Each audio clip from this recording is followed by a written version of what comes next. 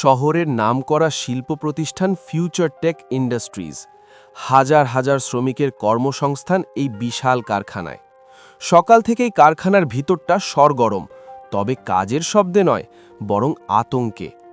কোম্পানির প্রধান সার্ভার এবং প্রোডাকশনের মূল মাদারবোর্ড মেশিনটি হঠাৎ করেই হ্যাক বা জ্যাম হয়ে পুরোপুরি অচল হয়ে গেছে।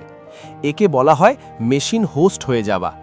কোটি কোটি টাকার অর্ডার পেন্ডিং, প্রতি মিনিটে কোম্পানির লাখ টাকার ক্ষতি হচ্ছে।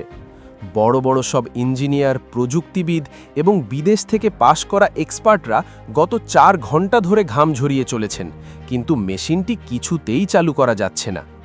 কোম্পানির মালিক জনাব আরমান চৌধুরী কপালে হাত দিয়ে বসে আছেন, তার চোখ ভরা হতাশা। ঠিক সেই সময় অফিসের ক্যান্টিন বয় দবির চা নিয়ে এলো, আর তার সাথে ছিল তার 10 বছরের সহকারী ছেলেটি, নাম রতন। রতনের পরনে জরাজীর্ণ জামা, পায়ে ছেঁড়া চটি, কিন্তু তার চোখ দুটো ছিল অদ্ভুত রকমের উজ্জ্বল ও তীক্ষ্ণ। সে চা দেওয়ার ফাঁকে মেশিনটার দিকে এক দৃষ্টে তাকিয়েছিল। ইঞ্জিনিয়াররা যখন হাল ছেড়ে দিয়ে দীর্ঘশ্বাস ফেলছেন, তখন রতন ধীর পায়ে আরমান চৌধুরীর সামনে গিয়ে দাঁড়ালো। বিন্দেশি ইঞ্জিনিয়ারদের মাঝখানে দাঁড়িয়ে রতন নিচু কিন্তু দৃঢ় গলায় বলল, স্যার, বেয়াদবি মাফ করবেন, আমি কি একবার চেষ্টা করে দেখতে পারি? রুমের সবাই হো হো করে হেসে উঠল। চিফ ইঞ্জিনিয়ার তাচ্ছিল্যের সুরে বললেন, আমরা এত বছর পড়াশোনা করে যা পারলাম না, এই পিচ্চি টোকাই সেটা পারবে? ভাগ এখান থেকে। কিন্তু আরমান চৌধুরী ডুবন্ত মানুষের মতো খড়কুটো আঁকড়ে ধরতে চাইলেন। তিনি হাত তুলে সবাইকে থামালেন। রতনের চোখের দিকে তাকিয়ে বললেন, তুমি সত্যি পারবে? রতন আত্মবিশ্বাসের সাথে মাথা নাড়ল। পারবো স্যার, তবে আমার একটা শর্ত আছে। কাজ হলে আমাকে 1 লক্ষ টাকা পারিশ্রমিক দিতে হবে। সবাই এবার বিস্ময়ে হতবাক, এইটুকু ছেলের এত বড় স্পর্ধা!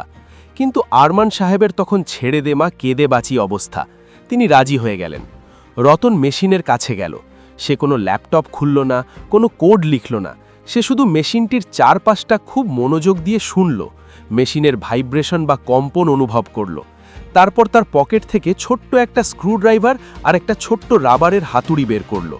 সে মেশিনের পেছনের একটি খুব সরু ভেন্টের কাছে গিয়ে হাতুড়ি দিয়ে নির্দিষ্ট একটি জায়গায় আলতো করে 3টি টোকা দিল এবং একটি লুজ হয়ে যাওয়া কানেকশন পিন আঙুল দিয়ে চেপে ধরল।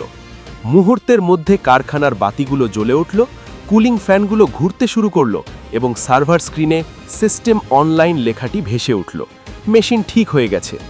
পুরো ঘরে পিন পতন নীরবতা। তারপরই সবাই করতালিতে ফেটে পড়ল। আরমান চৌধুরী আনন্দে রতনকে জড়িয়ে ধরলেন, কিন্তু চেক লেখার সময় তার হাতটা একটু থমকে গেল। তিনি বললেন, রতন, তুমি মেশিন ঠিক করেছ, আমি খুশি, কিন্তু মাত্র একটা হাতুড়ির টোকা আর 2 মিনিটের কাজের জন্য 1 লক্ষ টাকা কি একটু বেশি হয়ে গেল না? আমি তোমাকে 10,000 টাকা দিচ্ছি, সেটা অনেক। রতন চেকটা নিল না। সে হাসি মুখে বলল, স্যার, হাতুড়ি দিয়ে টোকা দেওয়ার দাম মাত্র 100 টাকা, আর বাকি 99,900 টাকা হলো ঠিক কোথায় এবং কতটুকু জোরে টোকাটা দিতে হবে সেটা জানার দাম। আপনি মেশিনের দাম জানেন, আর আমি মেশিনের অসুখ জানি। রতনের এই বুদ্ধিদীপ্ত কথা শুনে আরমান চৌধুরী স্তব্ধ হয়ে গেলেন। তিনি বুঝতে পারলেন অভিজ্ঞতার মূল্য ডিগ্রির চেয়েও অনেক সময় বেশি হয়। তিনি লজ্জিত হয়ে তৎক্ষণাৎ 1 লক্ষ টাকার চেক সই করে রতনের হাতে তুলে দিলেন এবং তাকে কোম্পানির পক্ষ থেকে পড়াশোনা করানোর দায়িত্ব নিলেন। জ্ঞান যার, সম্মান তার, সে ছোট হোক বা বড়, ধনী হোক বা গরিব।